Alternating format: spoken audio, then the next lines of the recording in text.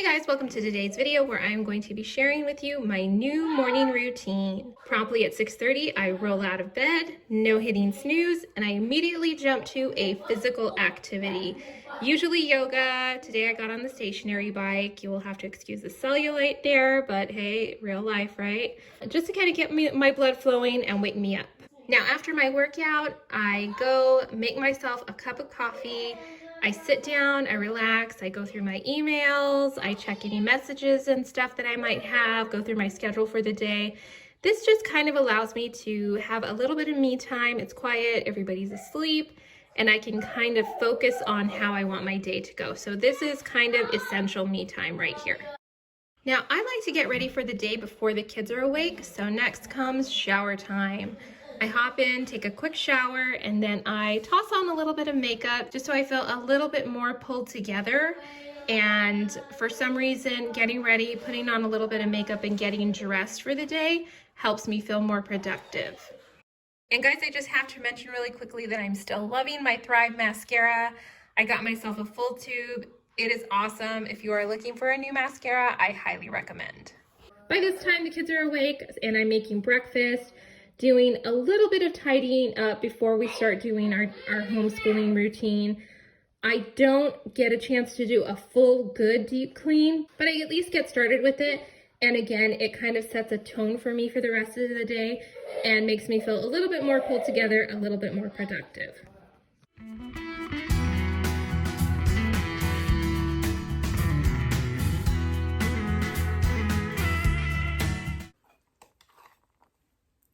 Sneaking in some Cheerios. By this time, it is 9 o'clock in the morning, and that's when I like to start my son's homeschool. We start in my bedroom because that's where our desktop is. We do computer work, and then in between, I go back and forth neatening up my bedroom. Okay, now I'm gonna make the bed while my son watches a video on the corals of Palau. It looks very soothing. And I just noticed my hair. Yeah, that put my hair back up because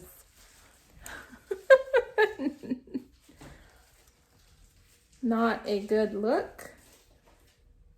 I look like Javier Bardem in No Country for Old Men. Not good. Okay, so I'm gonna make the bed. So while my son is doing his computer work, I go in between helping him and neatening up my bedroom. I make my bed during this time, put away any clothes that need to be sorted through and put away. Just basically neaten up my area. This has actually been working really, really well for us because I'm in the room with him, taking the time to help him where he needs to, make sure he's staying on track, and still being somewhat productive inside the house. So this is working out pretty good.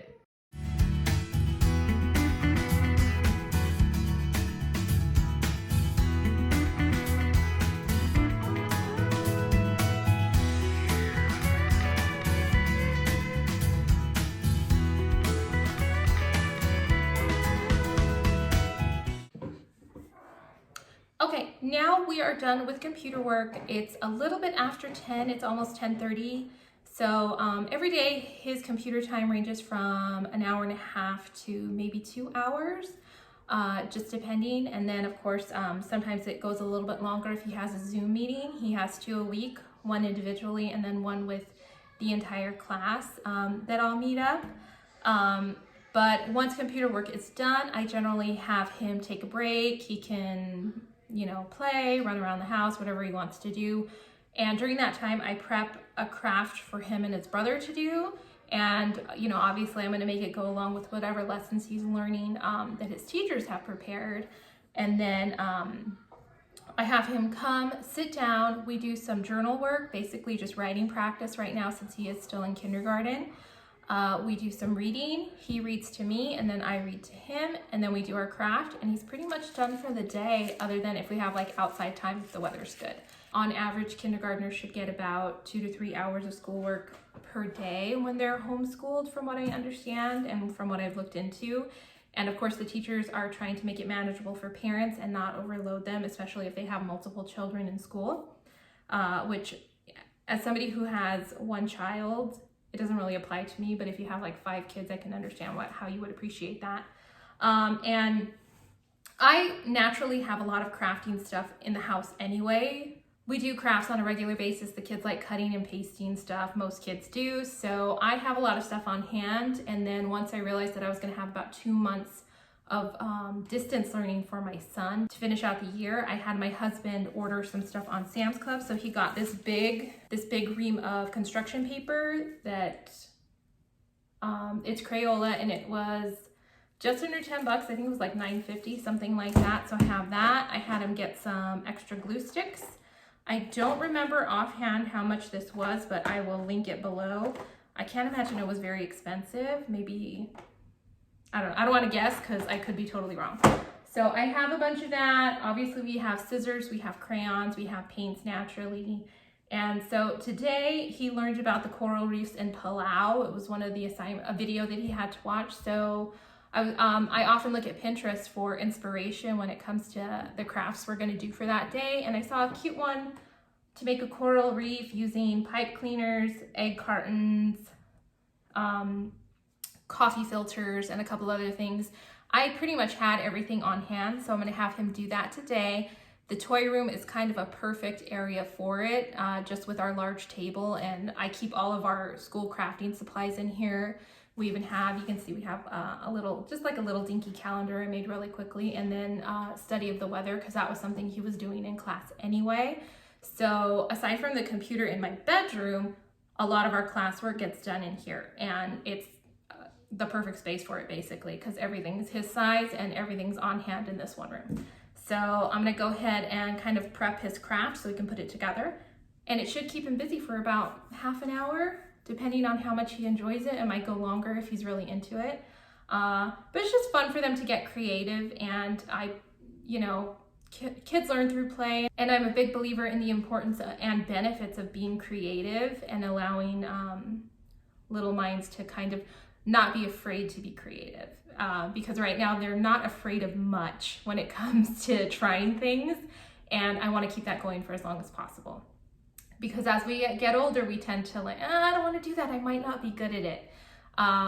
But who cares if you're not good at it? You might enjoy it even if you're bad at it. I think that's why people who are really, really awful at singing probably still like to sing, because it feels good.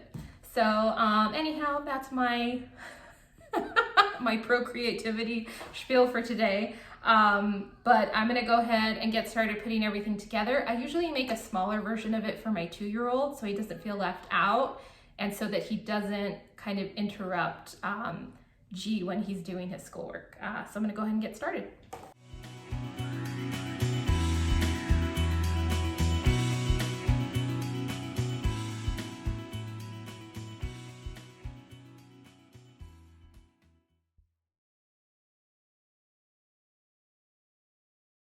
And then that's basically how the morning goes.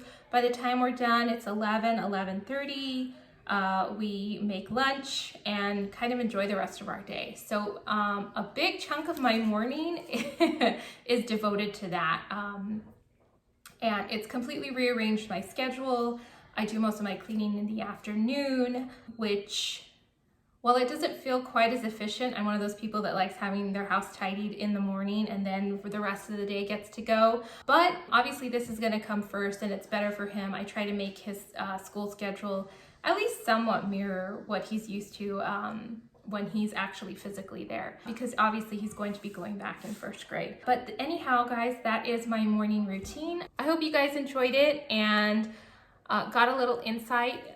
If you are new to distance learning, which I think most parents are, there are a lot of homeschoolers on YouTube, but for a good chunk of the country, this is kind of uncharted new territory, and it's kind of intimidating at first, just because, most parents are like, gosh, I don't want to screw up my kid. But we've established our routine pretty good. This is something we do 5 days a week, just like regular schooling. And it's going pretty smoothly so far. And I just want to encourage anybody who's watching this who's struggling to, just realize this is basically maintenance mode in a time that is very, very unusual. And particularly when your kids are very young, they are notoriously resilient, and it's going to be okay, and cut yourself some slack, I would say. And Not that I'm an expert, this is brand new to me too, and I'm fortunate enough to have only one child, one very young child in school right now, and I'm a stay-at-home mom, so I don't have to work on top of it. But we kind of have to do what we have to do right now. But I'm enjoying the structure of my morning routine so far, because it's nice to wake up and know exactly what I'm going to have to do today. It just makes things easier, and I worry less because I know what I have to do. I know it will get done, and we have a routine, and we are thriving, I think, in that routine. So anyhow, guys, thank you so much for watching. I hope you guys are all well wherever you are, and I wish you luck and lots of success in your homeschooling. I also wish you lots of bottles of wine, and again, don't be too stressed out about it. So thank you so much for watching. I will see you all in the next video. Bye for now.